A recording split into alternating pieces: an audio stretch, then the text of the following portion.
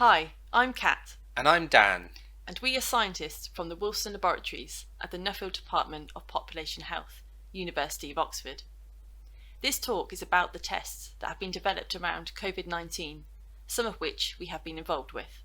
We start with a brief introduction to the virus that causes COVID-19 and the impact of the disease. We then explain why testing is an important approach in controlling the spread of the disease and describe the testing methods available, including how we test for current and past infection. The virus that causes COVID-19 comes from a large family of viruses that can cause mild illness, like the common cold, or more severe respiratory illnesses, like SARS and MERS, which can be fatal. They are called coronaviruses because they have crown-like spikes on their surface, and the Latin word for crown is coronam. SARS was first identified in 2003 in China. It spread to North and South America, Europe, and Asia before the outbreak was contained.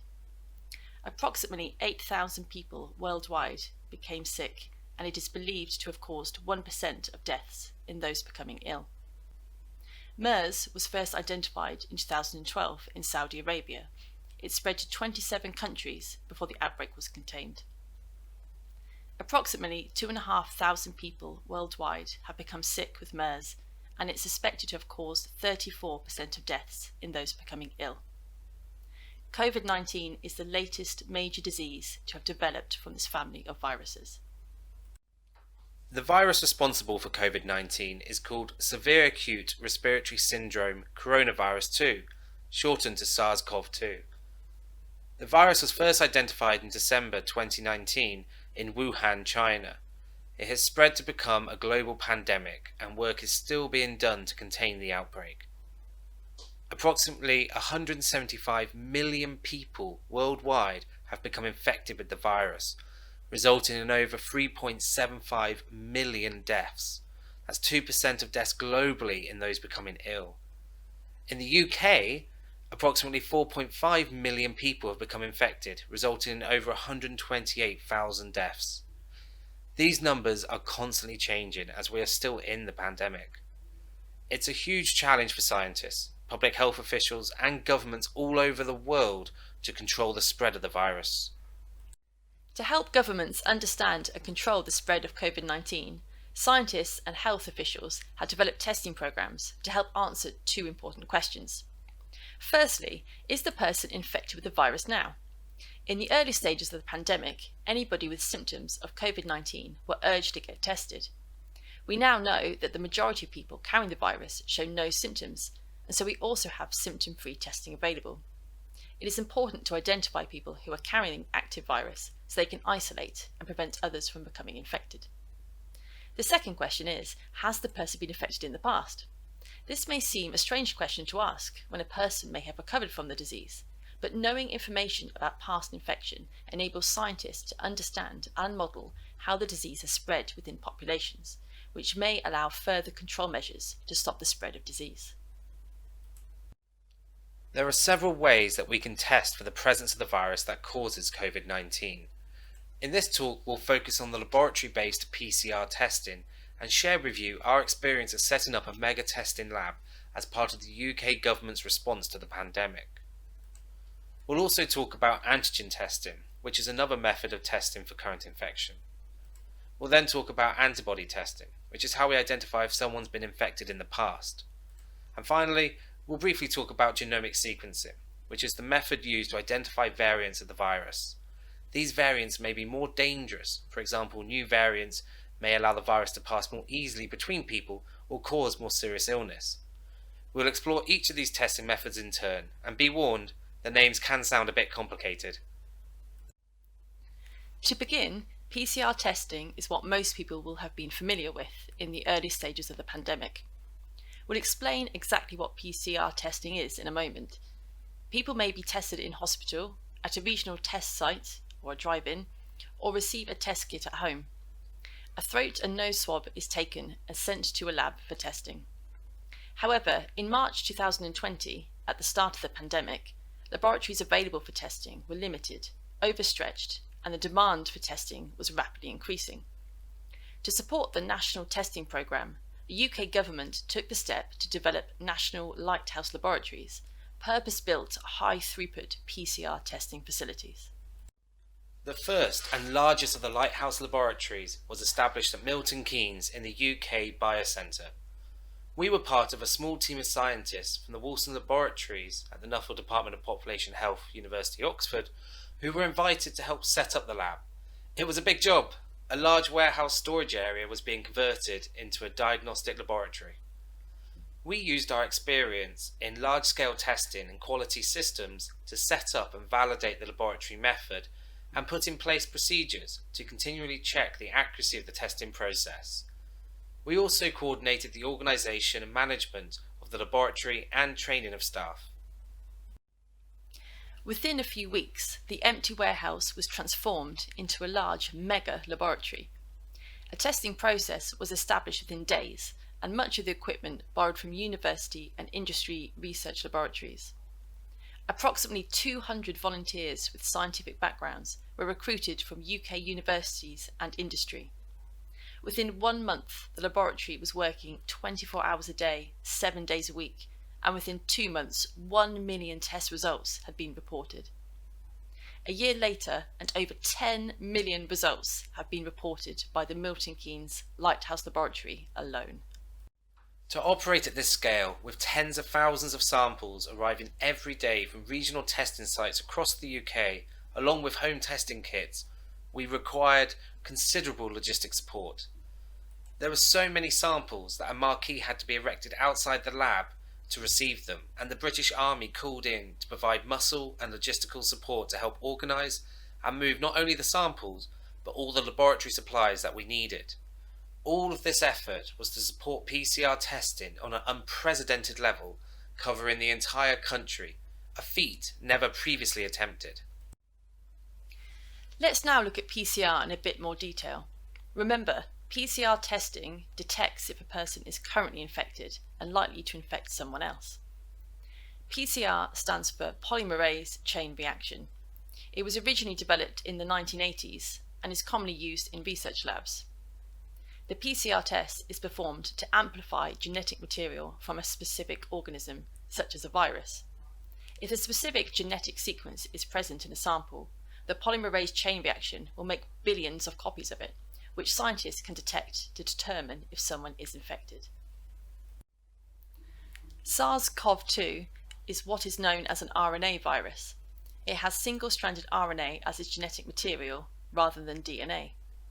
The PCR reaction works on double-stranded DNA, so we have to use a type of PCR known as reverse transcriptase Pcr, which uses the enzyme reverse transcriptase to convert the RNA into double-stranded DNA. Let's take a quick look at how that works. Okay, the first step is to extract the RNA from the sample and add a primer, a small manufactured fragment of sequence which complements a specific sequence of the viral RNA. Next, we add the enzyme reverse transcriptase and lots of nucleotides, which are the building blocks of DNA. Reverse transcriptase binds to the primer and creates double-stranded DNA by assembling the nucleotides. This part of the process is called reverse transcription. And once complete, we have the double-stranded DNA we need for the polymerase chain reaction. So now we have double-stranded DNA, we can proceed with the PCR.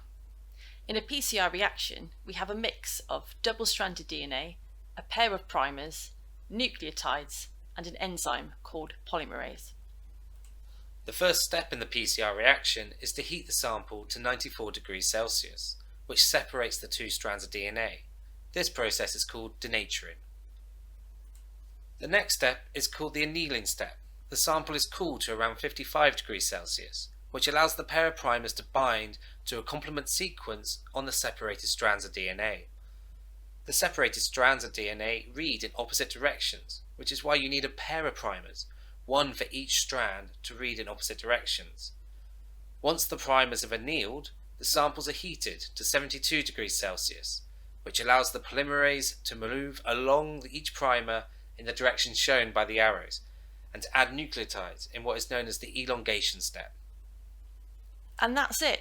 We've replicated the target DNA segment, which can be used as a template for the next cycle of PCR. We keep repeating the PCR process, so after one cycle we have 2 copies of double-stranded DNA. After 2 cycles we have 4 copies. After 3 cycles we have 8 copies, and so on.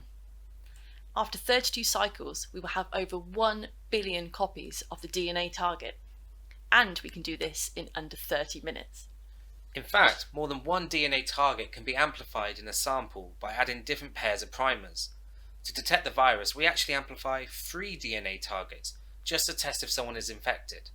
Each primer has its own dye molecule attached, which can be detected as a light signal each time the DNA target is copied. The more copies of the DNA target, the brighter the signal. Let's have a look at a real test result. So this is what an individual test result looks like for someone who is positive for COVID-19. The bottom x-axis shows the PCR cycle number. The vertical y-axis shows the light signal intensity of the dyes from each DNA target. Each colour represents a different DNA target. ORF1AB, N gene and S gene are the virus targets. The red MS2 target is an internal control to ensure the PCR reaction has worked properly. For this individual, all 3 virus target genes and the MS2 control have amplified. The colour intensity increases with the number of cycles. This confirms that the PCR reaction has worked correctly and that the individual is COVID positive. Here is a test result from an individual who is COVID negative. As you can see, the MS2 control is amplified, so we know the PCR reaction has worked correctly, but none of the virus target genes have amplified. That's enough of the theory. Let's look at what actually happens in the Lighthouse Laboratory in Milton Keynes and go through the steps required to perform the PCR test. The first step is receiving swab samples which are collected at regional testing sites or from home testing kits. These are swabs from someone's nose and the back of their throat. Lorries can deliver these samples day and night to the marquee, and they arrive in these steel cages. Each swab is stored in a tube, which is sealed in a leak-proof bag. The samples are unpacked from the steel cages and stored into 2 workflows, as some will be processed manually and others using automated robots. We don't know which samples may have virus present, so every tube is handled as if it's infectious. The next step is to inactivate the virus. A lab operator wearing personal protective equipment, PPE, checks the sample hasn't leaked and removes the sample tube from its packaging inside a biosafety cabinet. These cabinets draw harmful particles away from the operator, a bit like an extractor fan over a kitchen hob, so that the virus can't escape into the room and potentially infect scientists working in the lab. Samples are processed on plates containing 96 wells. Each well is like a tiny test tube.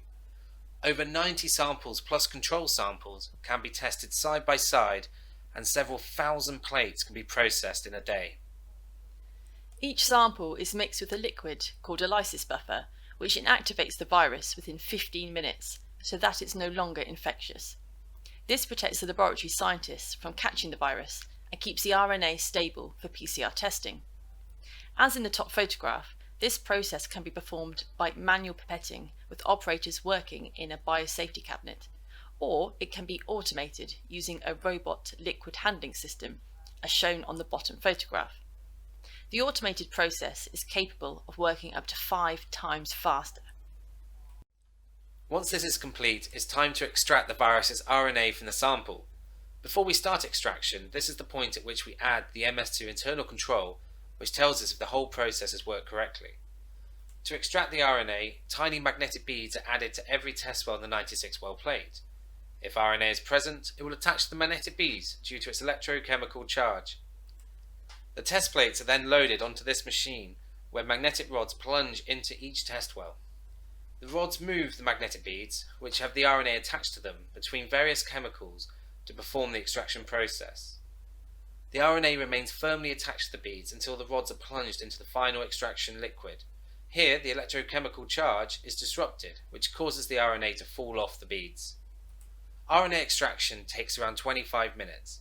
Once complete, we are left with a test plate containing purified RNA. Now we need to prepare the plate for PCR testing. To do this, we add the primer sets for each of the 3 viral target genes and the MS2 control, along with lots of nucleotides and the all-important enzymes, reverse transcriptase and polymerase, to the purified RNA in the 96-well plate. We also add control samples to each plate. In the plates we will show you we have 2 samples that are known to be COVID positive and 2 samples that are known to be negative. We test control samples on every plate to make sure the PCR reaction has worked correctly. And now we're ready for PCR.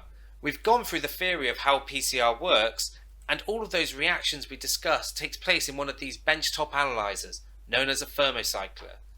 These machines control the reactions by changing the temperature during each cycle of the PCR reaction. They also measure the light intensity produced by the dyes attached to the primers for each target gene. So don't forget, if genes from the virus are present, the light intensity increases as the genes amplify with each cycle of the PCR. Now normally you'd expect to see 1 or 2 of these machines in a research laboratory. However, due to the large number of samples needed to be analysed, we had over 50 machines running 24 hours a day. It takes 90 minutes for PCR to reach 40 cycles. Once complete, the data needs to be analysed. Now let's look at what the results from a single PCR plate can look like on a graph. Remember, there are over 90 individual samples and controls on the plate, and potentially 4 different targets that can be amplified in a sample. If all the samples were negative, the graph would be flat as there would be no amplification of viral genes. However, we can see here that there is lots of amplification, indicating that there are lots of positive samples on this plate. Each sample needs to be analysed individually so the result can be reported, but there is far too much information for the scientists in the lab to go through, especially when several hundred plates are processed every day. So we use computer software to separate out the individual results and classify if samples are positive or not. This image shows the results of one 96-well plate containing 92 individual samples and 4 control samples. You can quickly identify results that are positive and negative, and also inconclusive results, using the traffic light colour system. These are the controls that we added to the plate. If the positive controls are negative or the negative controls are positive, the plate would need to be repeated, and potentially people may be asked to swab again. All results are carefully checked by a trained biomedical scientist before being released to the National Testing Programme. The National Testing Programme have the contact details for the person being tested and will inform them of their result by email and SMS message. So far, this talk has focused on PCR testing, which is considered the gold standard test, as it is the most sensitive and reliable test for detecting current infection. However, the test needs to be performed by trained laboratory staff using expensive laboratory equipment, and it takes time for the test result to be available. There are alternative tests for COVID-19, and in certain situations, these can be more useful. We will explore these. Antigen lateral flow testing is widely used for community testing and was introduced initially in schools and the healthcare sector, but is now available to the public. Sometimes known as a rapid test, results are produced within 30 minutes. Similar to the PCR test, a person takes a swab and swirls it in a small tube containing an extraction buffer to release any virus present into the buffer. From this small tube, 2 drops of buffer are loaded onto a pad in the sample loading window of the lateral flow device. The aim of this test is to detect internal proteins of the virus, which we refer to as the antigen. We use antibodies to detect specific antigens, and in lateral flow testing, when extraction buffer is added to the sample pad, it moves along the device by capillary flow, enabling the antigens in the sample to come into contact with the antibodies. If the viral antigens are present in the sample, then they will first bind to antibodies in the conjugation pad, which are labelled with a dye. There is another protein in the conjugation pad, seen here in purple, which is also labelled with a dye, which acts as a control for the device to make sure it has worked properly. The labelled antigen-antibody complexes flow along the device and bind with further antibodies at the test line to give a visual positive result after 20 to 30 minutes. As the sample continues to move across the device, the control protein labelled with a dye binds with antibodies at the control line. If a line does not appear at the control line, the test is a void result, no matter what appears at the test line, and must be repeated. Here's an example of a lateral flow device showing a positive result for the detection of COVID-19. Antigen lateral flow tests are less sensitive than PCR, and positive test results need to be confirmed by PCR testing. However, they are cheap, easy to use, and give results in minutes, making them ideal for large-scale community testing in people that have no symptoms of COVID-19. So we've looked at testing for current infection. Now let's look at how we can detect past infection. This is known as antibody testing. When we have an infection like COVID-19, our bodies produce antibodies, and these remain in our blood for some time. We can test for these antibodies to find out whether someone has previously had COVID-19, even though they may be fully recovered. Understanding past infection is useful because it helps us to understand where and how the virus is spreading in the population. Antibody testing to detect past infection is performed with a blood sample as opposed to a nasal or throat swab. To detect COVID-19 antibodies, we use a biochemical test called an immunoassay. These tests use antibodies themselves to detect and measure specific molecules, in this case the COVID antibodies. Antibodies are really useful in laboratory tests because they will only bind to specific proteins or antigens or specific antibodies, and we can attach molecules to them so that we can then detect and measure them. Enzymes are often attached to the antibodies in immunoassays, which are really useful as they help generate a light signal that we can measure. These types of immunoassays are known as enzyme-linked immunosorbent assays, or ELISA for short. Let's have a look at an example of an ELISA, which is used to detect COVID antibodies. This ELISA is carried out in 96 well plates, which allows for over 80 test samples plus control samples to be analysed at the same time in individual sample wells on the plate. The bottom of each sample well of the plate is coated with the virus protein. The first step of the test is to add a blood sample. If the sample has COVID antibodies, then they will bind to the virus protein. Next, we add the detection antibody, which will bind to the COVID antibodies if there are any present. The detection antibody has an enzyme bound to it. And when a specific chemical known as an enzyme substrate is added, a colorimetric reaction occurs, which means the sample well changes colour. Sample wells with no COVID antibodies do not change colour. You can see colour changes in the plate on the left. A strong colour change would indicate a lot of COVID antibody is present. ELISAs are sensitive and reliable. However, like PCR testing, the test needs to be performed by trained laboratory staff using expensive laboratory equipment, and it takes time for the test result to be available. An alternative to the laboratory test is to use a lateral flow test. The antibody lateral flow test works in a similar way to the antigen lateral flow test, except here you're using a blood sample from a finger prick as opposed to a nasal and throat swab, and you are detecting COVID antibodies to show past infection. It takes 1 to 3 weeks to detect antibodies after COVID infection, so antibody tests are not used to confirm the presence of active virus. All you have to do for the antibody lateral flow test is to add a drop of blood onto the flow device and 2 drops of buffer. Let's have a look at a positive test result. There are 3 lines in the test window. The control line must appear or the test is void and must be repeated.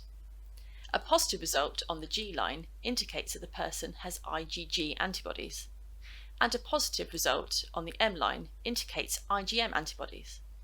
IgM antibodies may indicate a recent infection as they decay more quickly than IgG, which can hang around for several months after an infection. Antibody lateral flow tests are less sensitive than ELISA. However, they are cheap, easy to use, and give results in minutes, making them ideal for large-scale community testing to enable scientists to understand and model how COVID disease has spread within populations. This is important to guide further control measures to stop the spread of disease. Like all viruses, the COVID-19 virus can change or mutate when it makes copies of itself. 4 main variants have been identified, which the World Health Organization have labelled Alpha, Beta, Gamma and Delta. You may know them as the UK, South Africa, Brazil and India variants. The tests we've described so far don't distinguish between different variants, so another tool is needed called Genomic Sequencing, which looks at the genetic code of the virus. Like other coronaviruses, the genome of COVID-19 is composed of single-stranded RNA, as shown in this diagram. The virus's genetic code contains around 29,000 nucleotides. It is changes in the sequence of the nucleotides which cause new variants to be produced. Genomic sequencing is the method of identifying each nucleotide of the virus's genome and placing them in the right order so variants can be identified. Here you can see the sequence of viral genetic code obtained from swab samples from over 14 people. The sequences are stacked, so as you look down the panel, you can see the changes in genetic code. Scientists are interested in studying these variants to understand what makes them different, whether they spread more easily, cause more serious disease, and whether our vaccines are still effective against them. So to summarise, testing to find out who currently has the virus, whether by PCR or by antigen lateral flow tests, ensures that infected people can be identified and isolate to stop the spread of the virus to others. Antibody testing is used to find out who has had the virus in the past, and it can be carried out by ELISA or lateral flow tests. Antibody testing gives important information on how the virus has spread and how many people have been infected, perhaps even without knowing they've had it. And finally, genomic sequencing to test for variants gives us the power to keep on top of the virus as it changes and ensures that our vaccines will continue to protect us. Laboratory testing has been at the heart of the fight to control the COVID-19 pandemic. Testing has been on the front line to inform government and health workers how fast the disease is spreading and help them to make important decisions around lockdown and when to ease restrictions. Throughout the COVID-19 pandemic, several thousand health workers have and continue to support those critically ill in hospital. And several thousand laboratory scientists, working alongside other professions such as programmers, logistics and human resources, have worked tirelessly to support the testing and vaccine developments. A few of these people are shown on this slide. Many more thousands of people support our hospitals and laboratories to keep such important testing going, and together we are winning the battle against this disease. Thank you for listening to this talk, and we hope you found it interesting. Please check out our website for more COVID-related information.